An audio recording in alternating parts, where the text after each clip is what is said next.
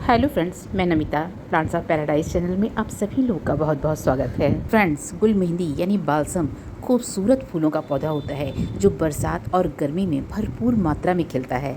थोड़ा नाजुक पौधा होता है, इसलिए कुछ बातों का हमें ध्यान रखना ज़रूरी हो जाता है। अक्सर बहुत सारे लोग ये प्रश्न करते हैं कि मेरा गुल मेहंदी का पौधा तो बहुत बड़ा हो गया है, हरा भरा भी है, लेकिन इसमें फूल नहीं आ रहा है। तो फ्रेंड्स, गुल मेहंदी के पौधे पर फूल टाइम से न आने के कई कारण जिम्मेदार हो सकते हैं, जिनको हम एक एक करके आपको बताएंगे। इसके साथ ही साथ फर्टिलाइज़र भी एक मुख्य कारण होता है पौधों में जल्दी फूल न आने का।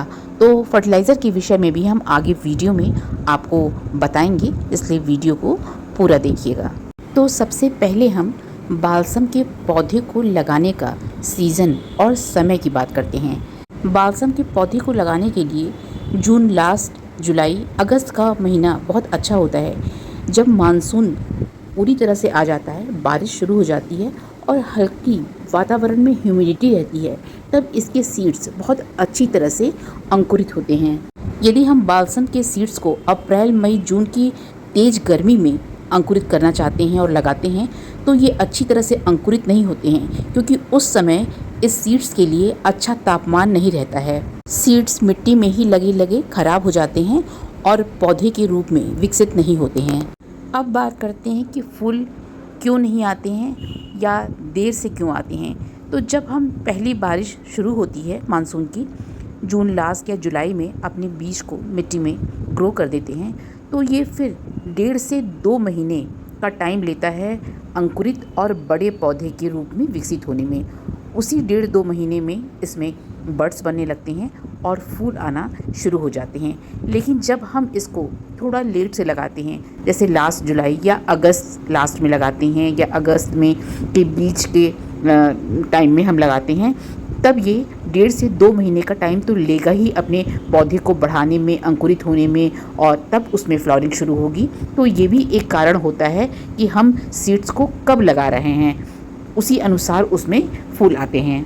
लेकिन जब हमने सही टाइम पर सीड्स को ग्रो कर दिया है मिट्टी में और पौधा भी हमारा टाइम से बड़ा हो गया है, लेकिन उसके बाद भी उसमें फूल नहीं आ रहे हैं, पौधा हरा भरा स्वस्थ दिखाई दे रहा है, तो इसका कारण ये होता है कि हमारे पौधे की मिट्टी में लगी हुई जो स्टेम है, उसके ऊपर बहुत सारे रूट्स डेवलप हो गए हैं। ये रूट्स यानी जड़ें जो हैं, ज़्यादा मिट्टी से न्यूट्रिएंट्स लेती रहती हैं। इससे पौधे की ग्रोथ तो बहुत अच्छी होती जाती है और उसमें ढेर सारी पत्तियां भी आती रहती हैं, पौधा स्वस्थ भी दिखता है, लेकिन बड्स नहीं बन पाती हैं, कलियां नहीं बन पाती हैं और फूल नहीं खिलते हैं या देर से खिलते हैं।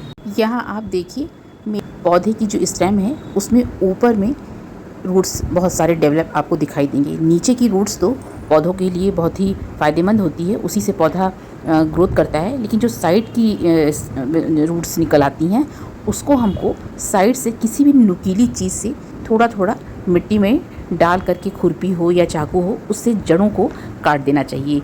ये जड़ें जो होती हैं मिट्टी से न्यूट्रिएंट्स लेती रहती हैं ज़्यादा मात्रा में और हमारे पौधे को तो ग्रोथ देती हैं, पत्तियां भी इसमें आती हैं, ग्रीनरी भी रहती हैं, लेकिन बड्स नहीं बन पाते हैं और फूल भी इससे नहीं आ पाते हैं। इसलिए इस तरह की खुरपी से या नुकीली चीज़ से हमें चारों तरफ से इसकी ऊपर की जड़ों को, जो मिट्टी के अंदर चली गई हैं, उनको काट देना चाहिए। बस ये ध्यान देना चाहिए कि नीचे की जो मेन जड़ है उसमें किसी तरह की डिस्टर्बेंस ना आए, जिससे पौधा जो है ख़राब ना होने पाए।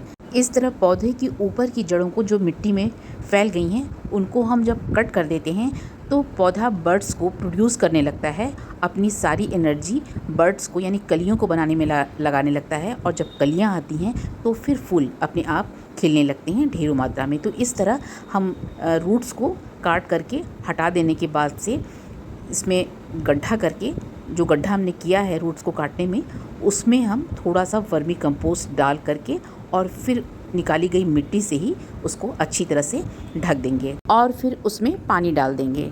गुल मेहंदी का पौधा बहुत स्वस्थ रहे, हरा भरा रहे और लंबे टाइम तक इसमें फ्लावरिंग होती रहे, इसके लिए इसकी मिट्टी का भी वेल ड्रेन होना बहुत ज़रूरी है। अच्छे पॉटिंग मिक्स में गुल मेहंदी के पौधे को लगाने से पौधा बहुत अच्छी तरह से ग्रोथ करता है। इसके लिए 30% सॉइल, 30% सैंड और 30% ही हमें इसमें वर्मी कंपोस्ट या काउ डंग कंपोस्ट मिलाना चाहिए। इसके साथ साथ थोड़ी सी नीम खली और फंजीसाइड 1 स्पून के करीब ऐड करना चाहिए। यदि इसकी मिट्टी यानी पॉटिंग मिक्स को हम सैंडी बनाते हैं, सैंडी सॉइल रखते हैं, तो इसमें बरसात का पानी भी अगर पड़ता है तो इसमें कोई नुकसान नहीं होता है। लेकिन यदि मिट्टी चिकनी है तो फिर इसमें लगातार बारिश के पानी पड़ने से इसकी जड़ें जो होती हैं नीचे से गलने लगती हैं और इसमें फंगस अटैक कर जाता है और प्लांट खराब हो जाता है।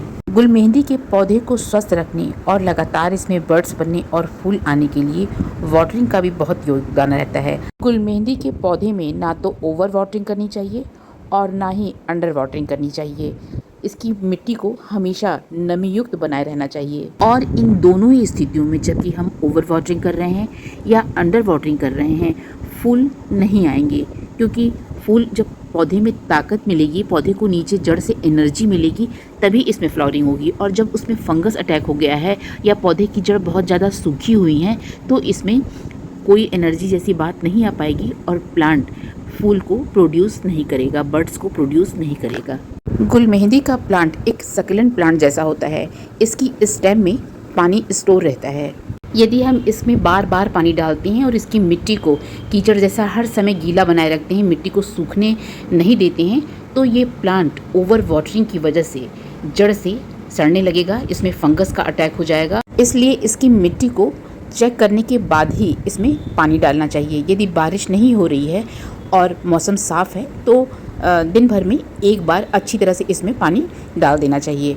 इसी तरह हम इस प्लांट में अगर अंडर वाटरिंग करते हैं, ज़रूरत से कम पानी देते हैं, तो भी ये पौधा मुरझा जाता है, पूरी तरह से सूख जाता है। जहाँ तक इसके सनलाइट की बात है तो गुल मेहंदी के पौधे को धूप बेहद पसंद होती है।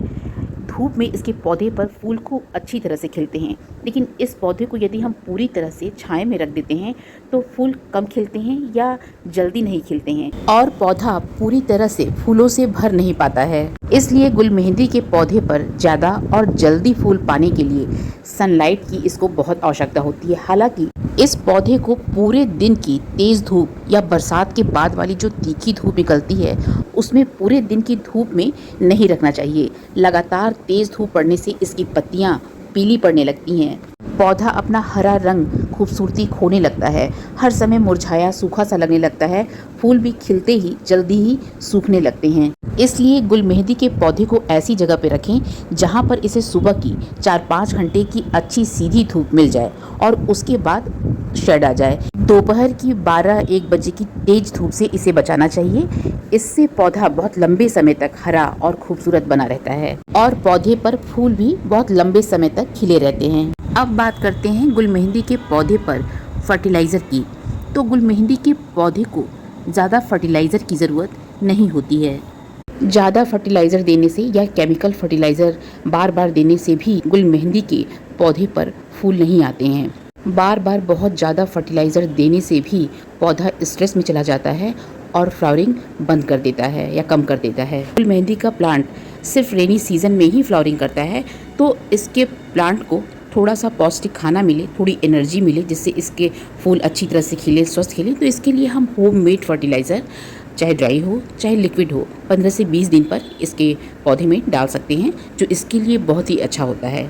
इस तरह हमने अपने गुल मेहंदी के प्लांट में तो जैसे घर में लिक्विड फर्टिलाइज़र बनाते हैं हर चीज़ का और सारे पौधों में डालते हैं, उसी तरह थोड़ी थोड़ी मात्रा में गुल मेहंदी के पौधे में भी इस लिक्विड फर्टिलाइज़र को डाल देते हैं और पौधा हमारा बहुत स्वस्थ बना रहता है, जल्दी फ्लावरिंग भी शुरू करता है और लंबे टाइम तक इस पे फूल बने रहते हैं। तो इस तरह गुल मेहंदी के पौधे पर 15 से 20 दिन में हम किचन से निकले हुए छिलके का लिक्विड फर्टिलाइज़र डाल सकते हैं, उसको पानी में भिगो करके, और उसके साथ साथ उसका ड्राई किचन कंपोस्ट भी डाल सकते हैं। वर्मी कंपोस्ट या गोबर की खाद को भी पानी में भिगो करके उसके लिक्विड को पौधे में डाल सकते हैं। ड्राई काउ डंग कंपोस्ट या वर्मी कंपोस्ट को 15 से 20 दिन में डालते रहना चाहिए। सरसों की खली का भी लिक्विड फर्टिलाइज़र बहुत पतला करके अपने पौधे में डाल सकते हैं। ये सारे लिक्विड फर्टिलाइज़र तब हम डालेंगे जब हमें मिट्टी सूखी लगेगी। मिट्टी की गीली रहने पर हम कोई भी फर्टिलाइज़र इसमें ऐड नहीं करेंगे। इसके साथ ही साथ हम इसमें केले की छिलके को भी महीन करके काट करके दबा सकते हैं इसकी मिट्टियों में, और इसका भी लिक्विड फर्टिलाइज़र इसको पानी में भिगो करके डाल सकते हैं। प्याज के छिलके को भी इसकी मिट्टी में दबा सकते हैं और उसके लिक्विड को गुल मेहंदी के पौधे में डाल सकते हैं। ये सभी ऑर्गेनिक हैं और बहुत ही सेफ़ ये फर्टिलाइज़र होते हैं जो हमारे पौधों में किसी तरह का नुकसान नहीं पहुँचाते हैं। इस तरह इन सभी फर्टिलाइज़र में आपके पास जो भी उपलब्ध हो, 1 हो या 2 हो, 3 हो, जो भी हो, उसको आप 15 से 20 दिन के अंतराल पर अपने पौधे में डाल दें तो पौधा स्वस्थ बना रहेगा। वैसे तो इस पौधे पर किसी तरह के कीट पतंगों का अटैक नहीं होता है, लेकिन कभी कभी हम पौधे को बहुत ज़्यादा छाया वाली जगह पे रख देते हैं या बहुत ज़्यादा मिट्टी में पानी डाल रहे हैं, उसके ऊपर धूप नहीं पड़ रही है, या ऐसे पेड़ पौधों के बगल में गुल मेहंदी के पौधे को रखा हुआ है जिसमें कि मिलीबग्स पहले से लगा हुआ है, तो मिलीबग्स का अटैक हो जाता है इस पर। वैसे तो मेरे पौधे पे कभी नहीं हुआ, और ये उसके ब्रांचेस को, उसके रस को चूसने लगते हैं लगातार और फूलों को बनने नहीं देते हैं और धीरे धीरे पौधा ख़त्म हो जाता है। तो इसके लिए आप नीम ऑयल ले लें और नीम ऑयल की 5-6 बूंद को 1 लीटर पानी में डाल करके इसके पौधों पे स्प्रे कर दें तो ये परेशानी कभी नहीं आती है और पौधा हमारा पूरी तरह से स्वस्थ रहता है और अच्छी तरह से टाइम से फ्लावरिंग करता रहता है। इस तरह से फ्रेंड, इस वीडियो में हमने गुल मेहंदी के पौधे को स्वस्थ रखने के लिए और ज़्यादा से ज़्यादा समय पर फूल लाने के लिए कुछ बातों के विषय में बताया है। आशा करती हूँ कि आपको ये वीडियो और मेरी दी हुई जानकारी पसंद आएगी, और यदि पसंद आए तो मेरे चैनल को सब्सक्राइब कीजिएगा, लाइक शेयर कमेंट कीजिएगा और हाइप कीजिएगा। धन्यवाद।